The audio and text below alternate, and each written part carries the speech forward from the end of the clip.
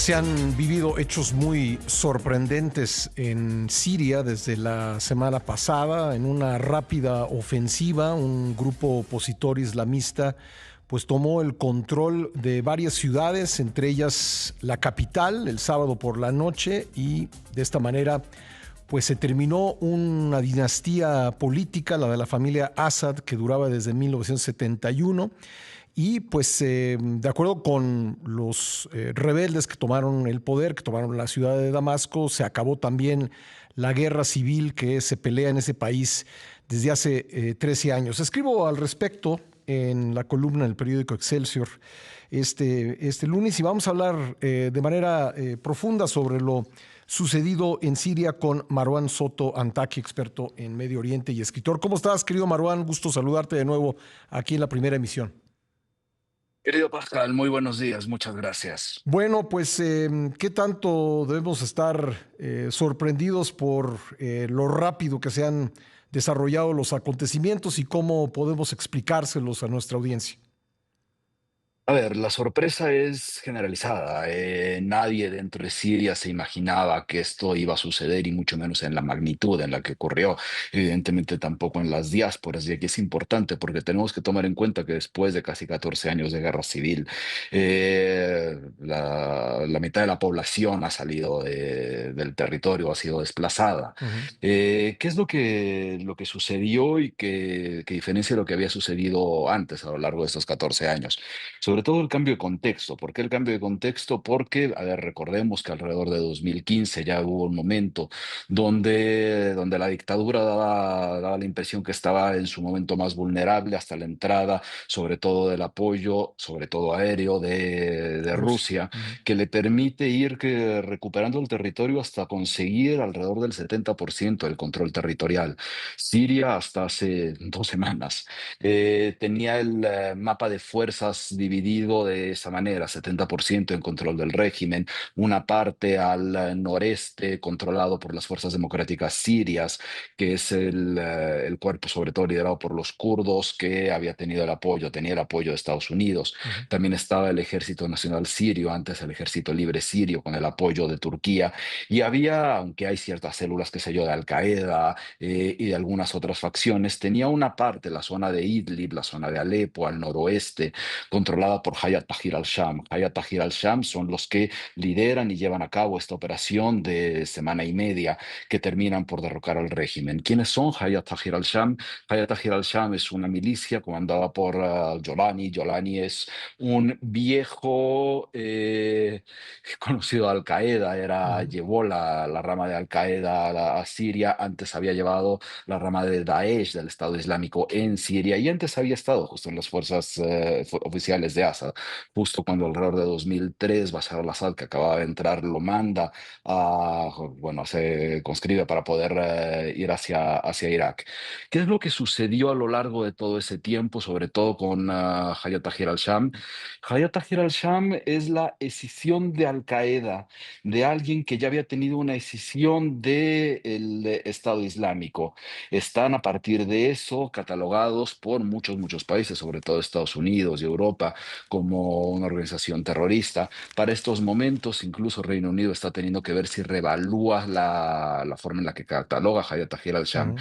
Y a lo largo de los últimos 4 años había tenido una transformación esta organización, que le había permitido controlar y tener una administración pública sobre la zona que tenían bajo su poder, y lo que manifestaba era una intención de un gobierno más secular, de un gobierno más burocrático, incluso con algunas intenciones, y lo digo de forma positiva, tecnocráticas, donde trataban de resolver ciertas carencias de esta zona dividida del país, ¿no? Ujú.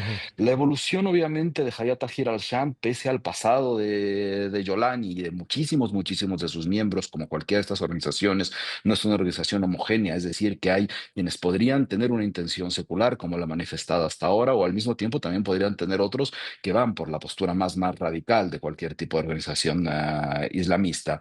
Bueno, la evolución al final es lo que mete un poco en jaque cualquier tipo de idea de qué es lo que podría suceder. ¿Qué es lo que sucedió? para que estos 10 12 días hayan podido terminar en la caída de una dictadura que, como dices, arranca en 71 con el padre, con Hafez al-Assad, y luego de su muerte en 2000 ya toma el poder Bashar.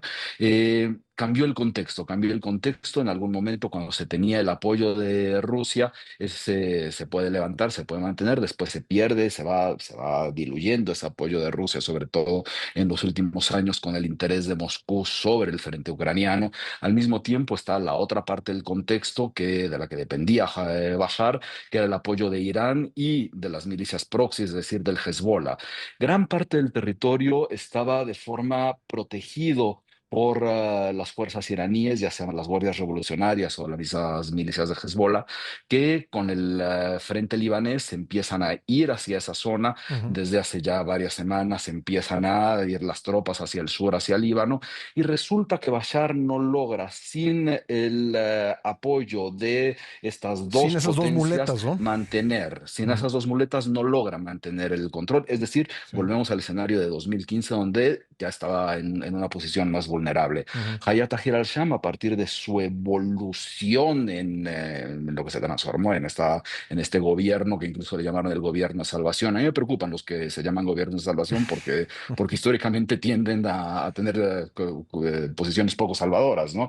Pero la realidad es que hasta este momento, pues bueno, ya tenían en la zona de Idlib una administración pública más o menos funcional, Ujú. y con esa misma retórica empiezan a avanzar, empiezan a conseguir el apoyo de la sociedad, de grandes sectores de la sociedad que ven una opción después de lo que significan 14 años de guerra Sí. y sin medio siglo de dictadura. Hay que entender un poco de dónde viene el país para poder entender cuál es el apoyo de la población y qué quieren decir las imágenes que hemos visto a lo largo de las últimas 48 horas, Dime ¿no? una cosa, ¿Qué es querido lo? Marwan, Sí. ¿quién te parece que puede sacar en este momento el mayor provecho de lo ocurrido? ¿Es Turquía? ¿Es Rusia, que tiene intereses en el Mediterráneo, en un puerto importante en Siria? ¿Crees que pueda mantener ese puerto?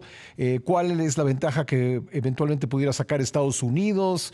¿Cuál es la postura de Israel, sobre todo en los altos del Golán? ¿Quién sacará el mayor provecho de la actual situación? El mayor provecho en este momento lo tiene la sociedad siria, y eso hay que ser muy puntual al respecto.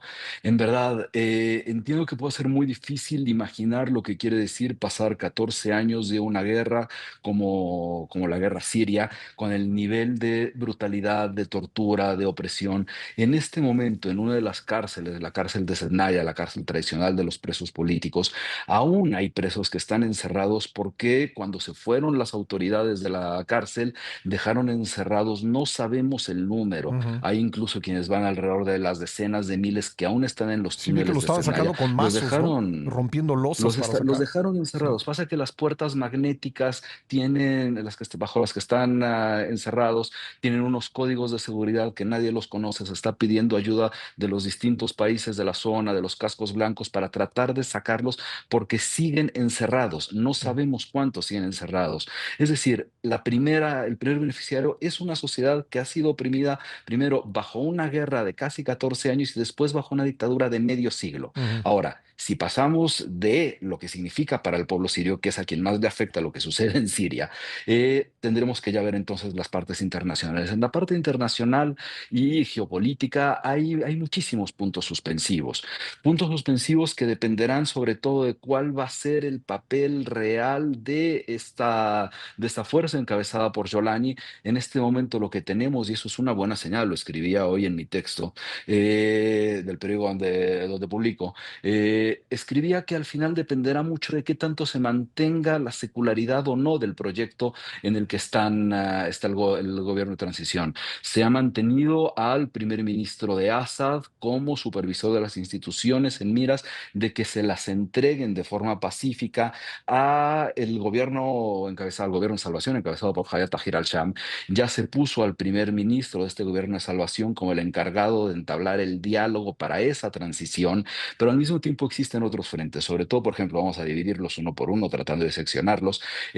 Cuando tenemos las fuerzas democráticas sirias, es decir, las de los kurdos con el apoyo de Estados Unidos en el noroeste, ya ha habido algunas confrontaciones mínimas hasta ahora entre ellos y las fuerzas del Ejército Nacional Sirio que tiene el apoyo de Turquía y dependerá de qué tanto logra Hayat Tahrir al-Sham Ujú. contener esas propias disputas al mismo tiempo que dependerá de los acuerdos con Turquía para ver qué tanto están dispuestos a dejar de atacar a las fuerzas democráticas sirias. Eso dependerá de las capacidades de gestión de Yolani. Ahora, tú escribías en el texto el apoyo de Turquía a Hayat Tahrir al-Sham. Aquí hay que ser un poco cuidadosos con esto. Ya hemos sabido, eso lo supimos en nuestra madrugada, madrugada de América, que hace por ahí del 10 de octubre, Hayat Tahrir al-Sham le presentó a Ankara un plan de recuperación de territorio que incluso Hayat Tahrir al-Sham no estaba consciente ni tenía ni idea de que iban a poder tener esta capacidad de avance, porque en realidad la capacidad de avance dependió no solamente de la ausencia de fuerzas rusas, de la ausencia de fuerzas iraníes, sino de la deposición de las armas de las fuerzas oficiales. Es decir, tampoco enfrentaron resistencia, lo cual permitió ese avance con la velocidad a la que vimos. Sí, Bueno, huyeron. Ankara se negó, sí, Ankara se negó en ese momento a apoyar el plan de Hayat Tahrir al-Sham, pero después dejó que siguiera, es decir, sabía de él, no necesariamente lo apoyó, de hecho se opuso, pero permitió que siguiera su curso y a ver qué sucedía, ¿no? Bueno, también dependerá de la postura de Turquía a partir de estos eventos, la cual podría sobre todo enfocarse Ujú. en el impedir o contener sus propios ataques en contra de las fuerzas democráticas kurdas. Oye, Hacia Marwan, Israel, casi sí. se nos termina el tiempo. Quisiera preguntarte una cosa por último. Mm. ¿Logrará mantenerse la integridad territorial del país o hay posibilidades de que se resquebraje? Hay posibilidades de que se resquebraje por la división de las fuerzas. Por un lado, estas de los kurdos, por otro lado, hay que ver cuál es el avance y hasta dónde es real que solamente será temporal la ocupación israelí sobre la zona de Quneitra, en las alturas del Golán. Ujú. Habrá que ver qué tanto está Estados Unidos dispuesto a cambiar su perspectiva sobre Hayat Tahrir al-Sham. Lo que sabemos hasta ahora es que, por ejemplo, para las posiciones rusas en Tartus y Latakia, la base naval y la base aérea, están continuando con cierta operación, pero que al mismo tiempo ya se ha habido ciertas pláticas de Moscú con Ankara para ver qué es lo que sucede con Mm. esas posiciones.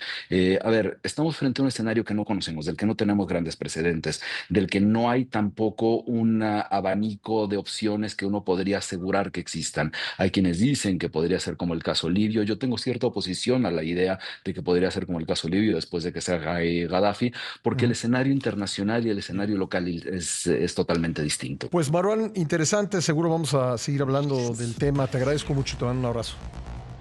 Gracias, querido Pascal. Buen día. Gracias. Igualmente, gracias, Marwan Soto Antaki.